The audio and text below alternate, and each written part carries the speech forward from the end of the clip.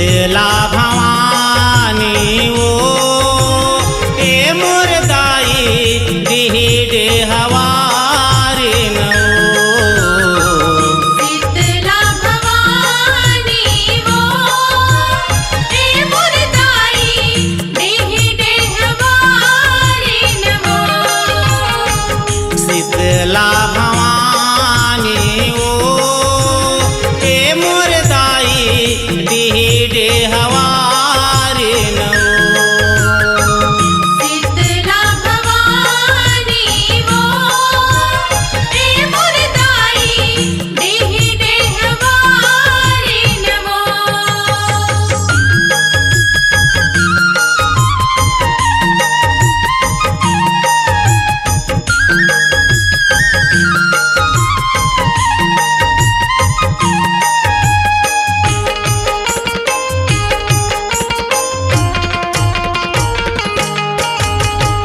दरिया के पार मदाई बने तोर मंदिरवा। बने तोर मंदिरवा मुदाई बने तोर मंदिरवा। सुघर लागे मैया निमावा के छैहा। निमवा के छैहा मुदाई निमवा के छैहा। चले पूरवाई वो ए मुरदाई दिही देहवारी नो। शीतला भवानी वो ए मुरदाई दिही देहवारी नो।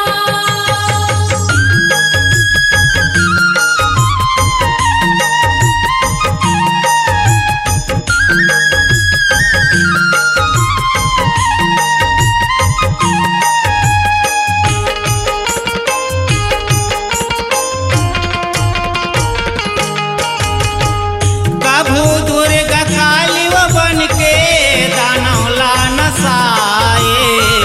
दानौला नसाए मुदाई दानौला नसाए। कभू तय वो शारदा बन के ज्ञान बगराए। ज्ञान बगराए मुदाई ज्ञान बगराए। लीला तोर न्यारी वो ए मुरदाई दिही देहवारी नो।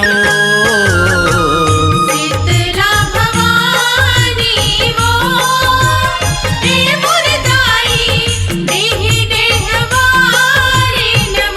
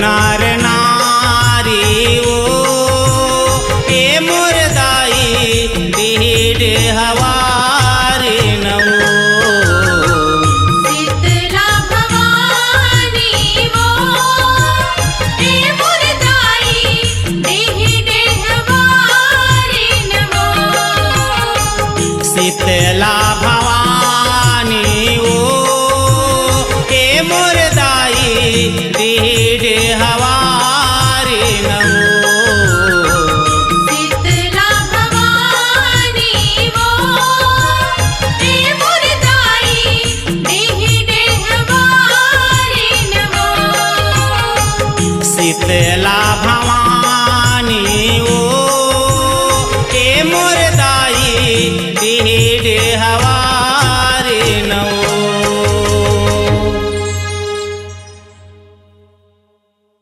अपनी आवाज को दीजिए एक नया मुकाम। डिजिटल रिकॉर्डिंग की दुनिया का जाना पहचाना नाम स्वरांजलि, जहां गूंजती हैं ध्वनियां अपनी माटी की सौंधी सुगंध के साथ। छत्तीसगढ़ी संगीत के विविध रंग जो पहुंचाते हैं पूरे प्रदेश में डिजिटल रिकॉर्डिंग के संग। स्वरांजलि स्टूडियो, नेमीचंद गली नंबर 2, गंजपारा, रायपुर।